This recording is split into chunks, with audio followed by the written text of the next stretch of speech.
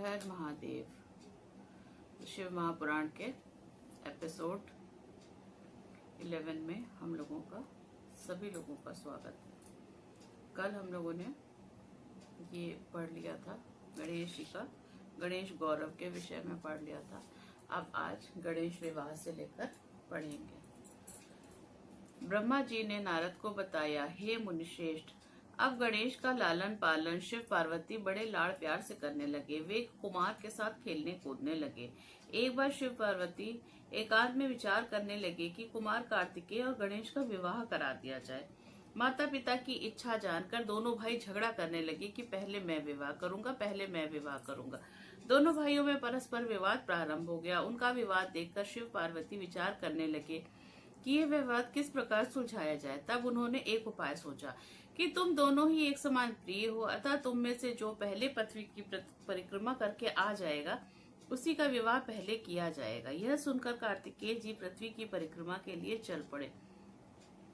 परंतु गणेश जी ने बुद्धि लगाकर सोचा कि मुझे क्या करना चाहिए। बहुत सोच विचार के वो माता पिता से बोले, आप दोनों सिंहासन पर विराजमान हो जाइए, मैं आपकी पूजा करना चाहता हूँ। तब शिव पार्वती सिंहासन पर बैठ गए।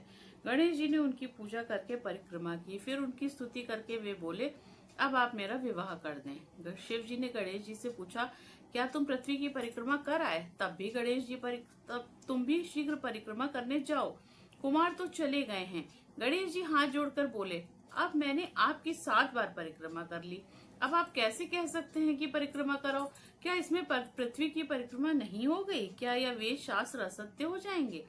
पुत्र की यह बुद्धिमानी की बात सुनकर माता पिता चुप हो गए। वे गणेश जी से बोले, हे पुत्र, तुम्हारा कथन सत्य है, तुम्हारी बात हमने स्वीकार कर ली। इस प्रकार उन्हें आश्वासन देकर शिव पार्वती ने गणेश के विवाह की इच्छा व्यक्त की। इसके पश्चात प्रजापति ने अपनी कन्या सिद्धि बुद्धि के विवाह के लिए शिव जी के पास आकर बातचीत की।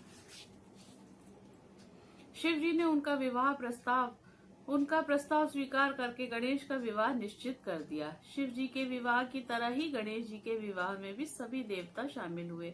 काफी समय के पश्चात गणेश जी के सिद्धि से क्षेम और बुद्धि से लाभ नामक 2 पुत्र उत्पन्न हुए। इसके पश्चात कुमार कार्तिकेय पृथ्वी की परिक्रमा करके लौटे। नारद जी ने रास्ते में ही कार्तिकेय को सब समाचारों से अवगत करा दिया।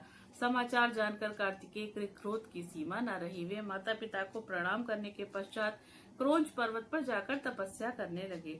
कुमार के विरह में पार्वती जी को बड़ा भारी दुख हुआ।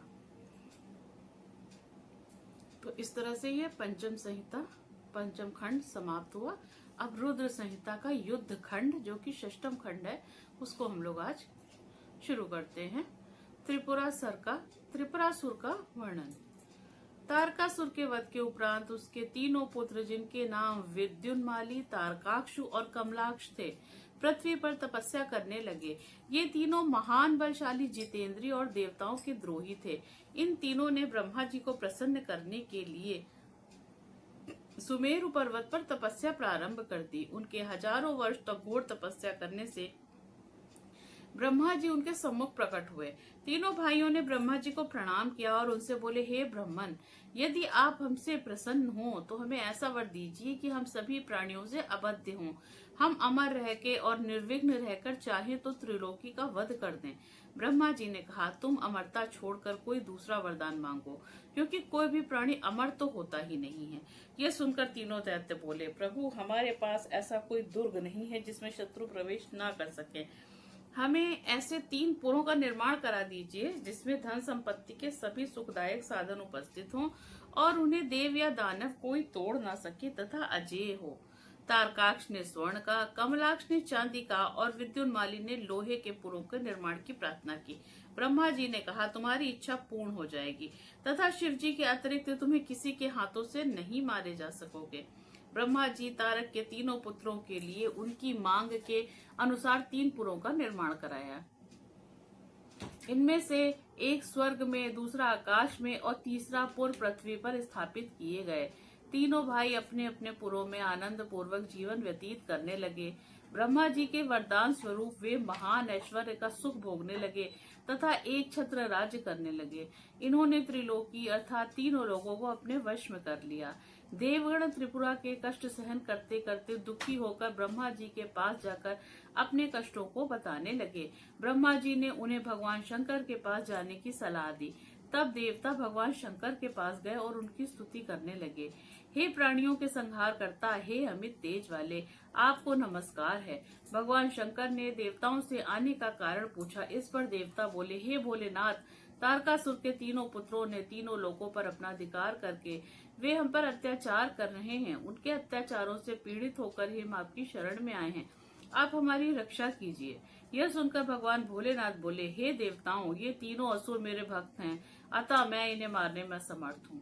तुम भगवान विष्णु के पास जाओ और वे जैसा कहें वैसा करो। अब देवता ब्रह्मा जी के साथ भगवान विष्णु के पास गए और उन्हें अपने कष्टों से अवगत कराया। विष्णु जी ने उन्हें यज्ञ करने को कहा। देवताओं ने विष्णु जी द्वारा बताए गए यज्ञ का अनुष्ठान किया। उस यज्ञ में हजारों भूतगण महान शरीर वाले और शूल आदि धारण किए हुए उत्पन्न हुए।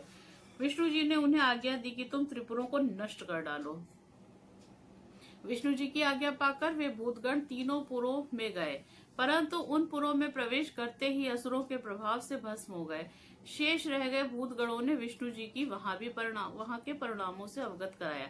तब विष्णु जी ने कहा कि ये असुर शिव पूजन और धर्म कर्म के कारण अबद्ध हैं।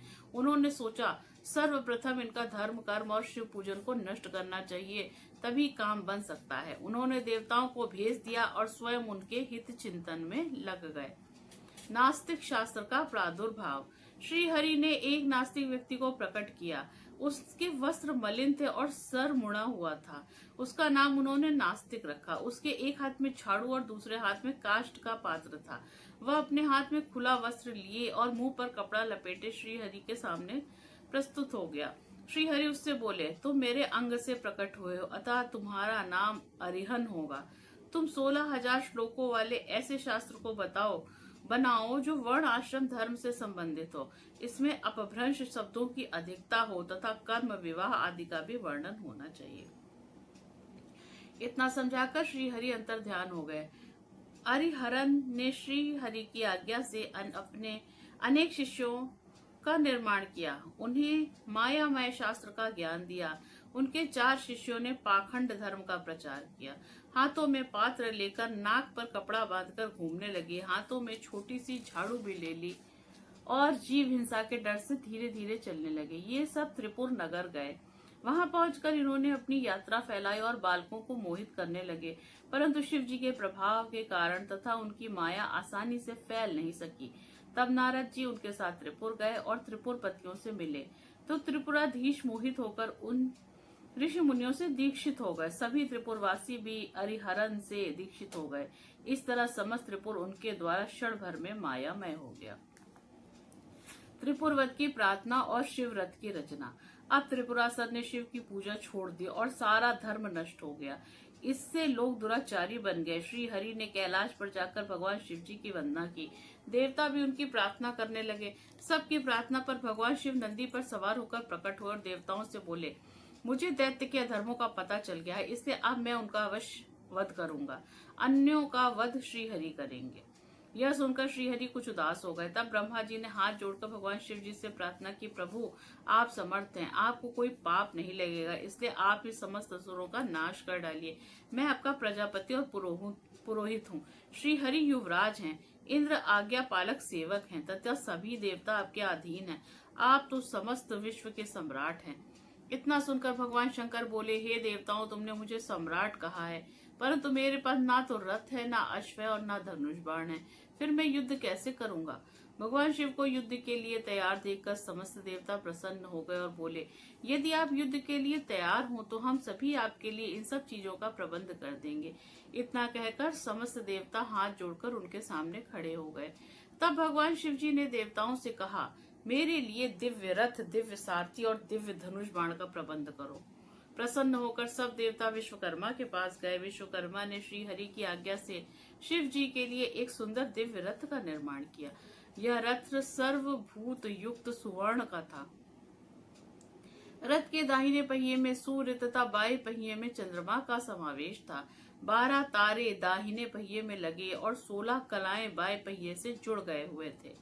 उनमें 12 आदित्य और चंद्रमा की 22 कलाएं और बाएं ओर लगी हुई थीं। इस रथ में ब्रह्मांड की सभी वस्तुएं लगी हुई थीं। श्री हरि और ब्रह्मा जी की आज्ञा पर यह रथ विश्वकर्मा ने बड़ा अनोखा बनाया था। रथ के तैयार हो जाने पर ब्रह्मा जी ने उसमें वेद रूपी घोड़े लगाए। शिव जी उस रथ में सवार होकर त्रिपुर के सम्मुख पहुंच गए।